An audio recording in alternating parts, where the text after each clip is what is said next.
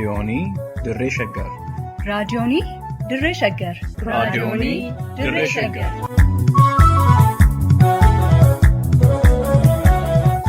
raadiyoonii Dirree Shaggar. raadiyooniin Dirree Shaggar torbanitti guyyoota sadii wiixataa roobii fi jimaataa galgala sa'aatii tokkorraa eegalee hamma sa'aatii tokkoo fi walakkaatti dambalii gabaabaa meetir baandii 19 kiiloo heerzii 17,575 irratti qophii dabarsuu amma jalqaba. raadiyoonii Dirree Shaggar.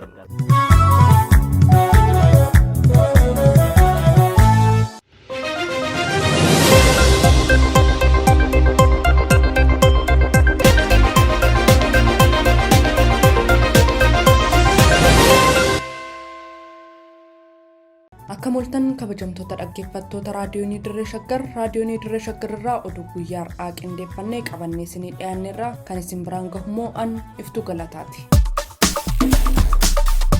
Finxaaleeyyiin Amaaraa Faannoo jedhaman uummata Karrayyuu irratti waraana bananii jiru. Nama lamas madeessuun dhaga'ameera. Gidduu galeessa Oromiyaa aanaalee adda addaa keessatti lolli guddaan gaggeeffamaa turuun ibsame. Kanneen jedhanii fi kanneen biroos qabannee dhiyaanneerra amma xumuraatti waliin tura.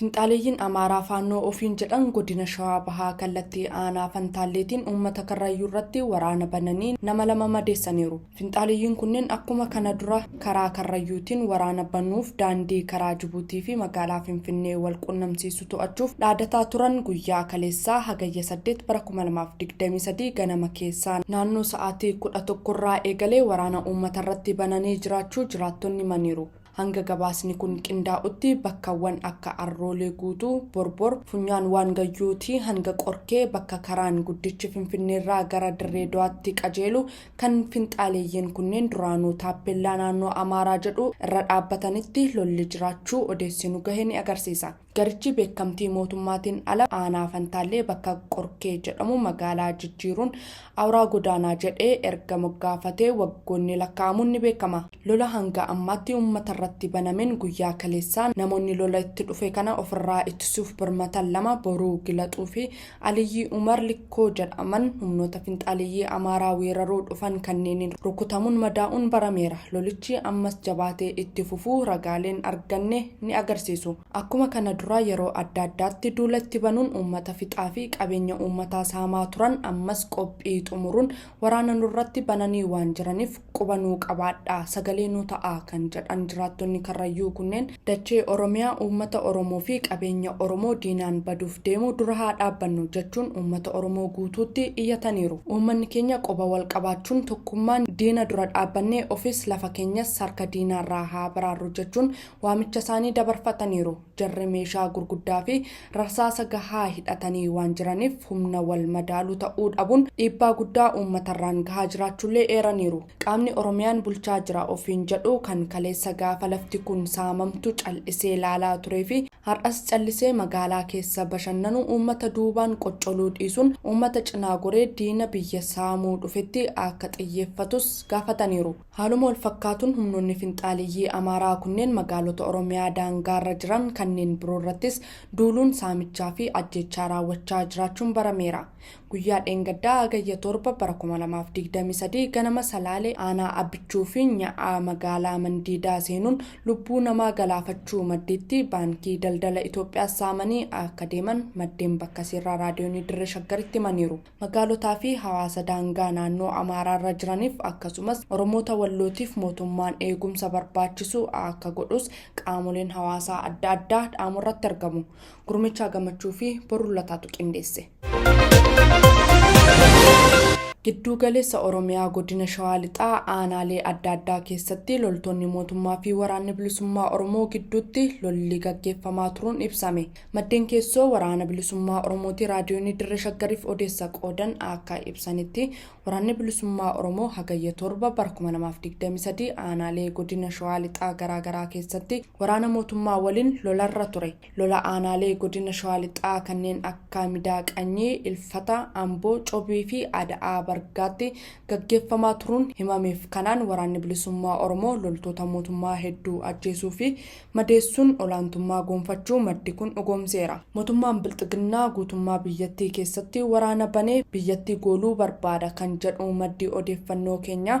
Waraanni bilisummaa Oromoos Oromiyaa keessatti sochii cimaa eegaluuf akka jiru himeera. Wal waraansi kaaba biyyattiitti jalqabe Oromiyaa seenee uummata keenya akka hin miineef sochiin waraanni bilisummaa Oromoo bifa haaraan kutaalee Oromiyaa hunda keessatti taasisuuf jiru kan itti fufu ta'uu ibseera. Mootummaan Bilxiginnaa ofuma isaatii garee faannoo jedhamu kan hidhachiisee uummata keenya ajjeesisaa ture kan jedhu maddi keenya. Gareen faannoos ta'ee waraanni mootummaa Bilxiginnaa waraana bilisummaa Oromoofis ta'ee uummata Oromoof diina guddaa akka ta'an mirkaneessa. Biraanuu Juulaa faannoo waliin ilaalcha siyaasaa irratti wal loluu hin qabnu jechuusaa kan yaadachiise maddi kun uummanni Oromoos jara lamaan addaan baasee ilaaluurraa gara jabina gamalachuun irratti aggaamamu ofirraa qolachuuf of qopheessuu akka qabu dhaame. Galaanee Abdiisaatu qindeesse.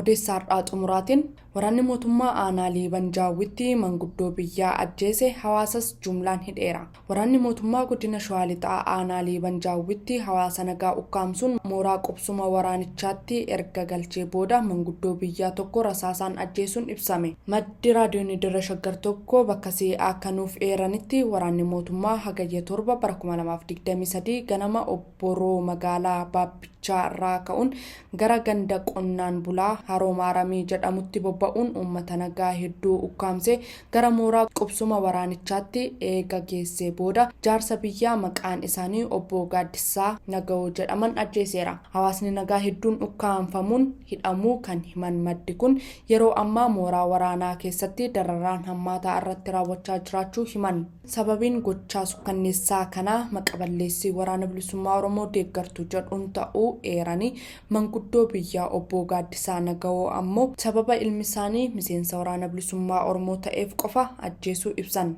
Namoota kaan irratti immoo reebicha daangaa hin qabne raawwachuun miidhaa hedduu qaqqabsiisuu dubbatu. Miidhaa qaamaa garmalee irraan gahuu qofa osoo hin taane mooraa qubsumaa keessatti galchanii hidhuun uummata hedduu dararaa jiraachuu raadiyoon Dirree Shaggaritti himaniiru. Obbo Gaaddisaan baatii muraasa dura mana hidhaatii gadi dhiifamuu kan himan maddi kun yakka tokko osoo hin qabaatin sababa ilmi isaanii miseensa waraana bilisummaa Oromoo ta'eef qofa ajjeefamuu ibsan. Firrii fi uummanni naannoo reenfa manguddoo kanaa fudhatee awwaaluuf gaafatus uummata reenfa gaafate hunda jumlaan ukkaamsanii hidhuu himan. Namoota gochaa sukkanneessaa kana jalaa dheensanii miliqan immoo rashanuudhaaf barbaadaa akka jiran himanii haalli nageenya uummata ganda Haroo Maaramii yaaddessaa ta'uu eeran Boruu Lataatu qindeesse.